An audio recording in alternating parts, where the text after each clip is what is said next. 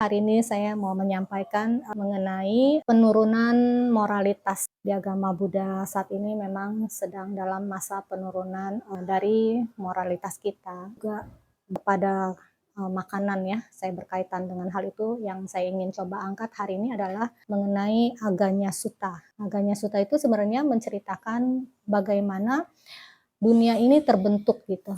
Pada saat dunia kita ini nanti satu saat akan hancur, tidak ada penghuninya. Nah, nanti pada saat kemudian terbentuk kembali bumi itu, dikatakan bahwa ada makhluk pertama, makhluk cahaya yang datang ke bumi ya. Saat awal-awal pembentukan bumi, makhluk tersebut datang dengan cahaya dan karena didorong rasa tanha atau namanya kehausan ya, keserakahan, mereka mencicipi nutrisi dari bumi ini. Nah, karena semakin hari mereka mencicipi nutrisi itu, akibatnya jadi cahayanya itu semakin hilang, sehingga muncul tubuh jasmani seperti ini.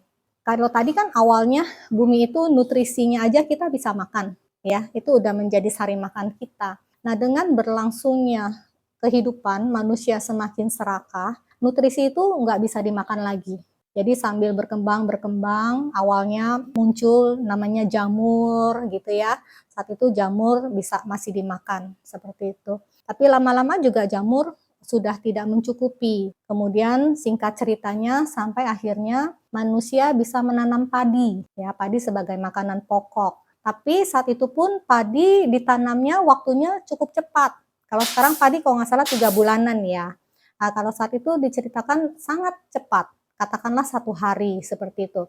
Jadi hari ini tanam, besok udah bisa kita makan padinya ya, sudah bisa dikonsumsi. Tapi karena dengan berjalannya waktu, umur padi pun akhirnya semakin lama baru bisa dipanen. Nah, karena semakin lama dipanen, manusia kan harus kerja seperti zaman sekarang ya, mencangkul tanah, nanam padi, dan butuh waktu untuk panen. Keserakahan manusia juga semakin banyak. Karena mereka merasa, aduh saya capek ya harus nanam.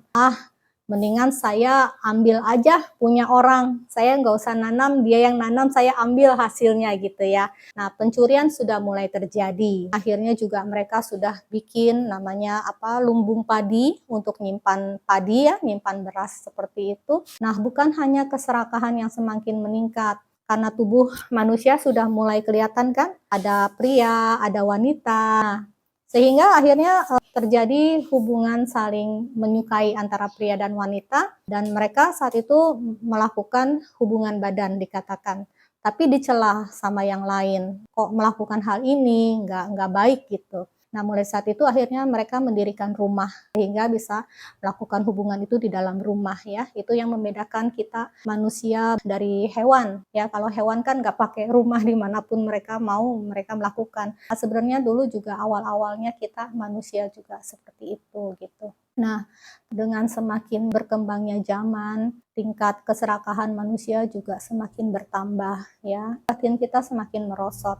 Tapi memang teknologi juga semakin bertambah ya. Dulu zamannya Sang Buddha banyak pertapa yang hebat, yang mempunyai abinya itu bisa terbang di angkasa. Kita zaman sekarang nggak perlu, cukup punya tiket pesawat kita bisa terbang di angkasa ya. Ya, dulu waktu kita belum ada telepon, katakanlah mau menghubungi orang tua, kita rumahnya di sini, orang tua katakanlah 1 kilo, entah mungkin 10 kilo jauhnya dari tempat kita harus pergi ke sana, kabarin sesuatu. Kita butuh usaha untuk pergi ke sana, tapi zaman sekarang kan kita nggak perlu ya, tinggal angkat telepon. Kehidupan kita semakin dipermudah, tapi keserakahan juga semakin bertambah ya. Anak-anak sekarang umur 3 tahun sudah bisa pakai handphone, sudah bisa main game. Bahkan juga sekarang orang tua pun yang sudah punya cucu juga hobi main game, itu banyak. Nah, padahal itu sebenarnya kalau bisa dimanfaatkan waktunya akan lebih berharga untuk yang lain daripada hanya sekedar main game. Misalnya anak-anak daripada main game, dia bisa menggunakan waktunya untuk belajar lagi, mengulang pelajaran di sekolah, ataupun bermain dengan teman-teman seusia dia, bukan hanya dengan game aja gitu.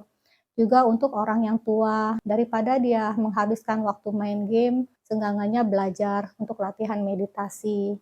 ya, menghadapi bagaimana nanti masa-masa menjelang kematian kita bisa meninggal dengan lebih tenang ya. Kalau main game terus itu pikiran pasti akan selalu bergerak-gerak. Kalau kita latihan meditasi ya kita akan belajar pikiran kita itu bisa tenang. Untuk belajar pikiran bisa tenang itu butuh usaha, bukan dengan sekedar datang terus tahu-tahu bisa tenang ya, harus diusahakan. Nah, di sini sebenarnya Siale juga mau menekankan kenapa Siale mengangkat cerita ini adalah memperhatikan bahwa saat ini untuk makanan kita masih sangat banyak ya, tapi juga banyak orang yang buang-buang makanan. Itu sayang ya. Seandainya kita ada kelebihan makanan, kita bagikan kepada orang-orang yang membutuhkan ya, itu akan jauh lebih baik. Karena nanti pada saatnya di mana umur manusia itu semakin menurun, dikatakan bahwa nanti umur manusia bisa hanya mencapai 10 tahun, bahkan lebih pendek daripada umur, maaf, katakanlah anjing ya, anjing sekarang masih 16-17 tahun ya. Nanti satu saat manusia itu umurnya hanya 10 tahun, antara umur 3 tahun sudah bisa berkembang biak, seperti itu ya, sudah melahirkan lagi. Nah, nanti seiringnya waktu, penurunan moralitas itu juga diiringi dengan penurunan kualitas makanan. Nanti pun makanan kita terbaik itu udah bukan beras lagi. Beras itu udah sangat sulit didapat, ya. Nanti yang kita bisa makan itu hanya seperti bulir-bulir gandum yang saat ini mungkin sangat perak, nggak kita bisa makan, tapi nanti saat itu adalah makanan terbaik bagi kita semua. Jadi dari cerita Aganya Sutta ini Sutta memang sangat panjang. Kalau bagi yang mau bisa mencarinya di Digha Nikaya. Tapi yang Siale angkat adalah bagaimana kita menjaga moralitas kita sendiri. Kita mengingatkan orang lain untuk menjaga moralitas itu adalah suatu kewajiban. Tapi kita juga harus melihat kondisi. Kalau tidak memungkinkan kita mengajak orang lain melakukan moralitas, kalau yang kita ajak itu malah berakibat jadi ribut, sebaiknya jangan ya. Kita bertanggung jawab untuk diri kita sendiri. Moralitas kita sendiri yang kita harus jaga. Untuk moralitas orang lain, selama kita bisa bantu, kita bantu. Tapi kalau kita nggak bisa bantu, yang harus kita kembangkan adalah UPK, keseimbangan batin. Ya, semua orang punya masanya. Semua orang punya waktunya untuk dapat memahami Dhamma, untuk mau mengikuti Dhamma, untuk mau mempraktekkan Dhamma, ya. Karena Dhamma itu sebenarnya kalau dibilang simple, sangat simple, tapi sangat dalam. Kenapa sangat simple? Misalnya meditasi. Meditasi itu hanya dibilang perhatikan nafas, nafas masuk, nafas keluar, sangat simple seperti itu.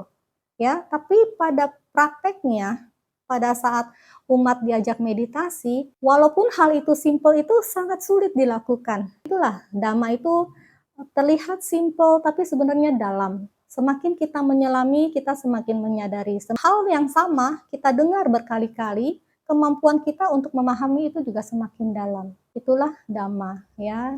Makanya selama hidup, selama kita menjadi umat Buddha, terutama umat Buddha Theravada, kita harus selalu berpatokan kepada kitab suci kita, yaitu Tipitaka. Demikian yang bisa Siale bagikan pada hari ini.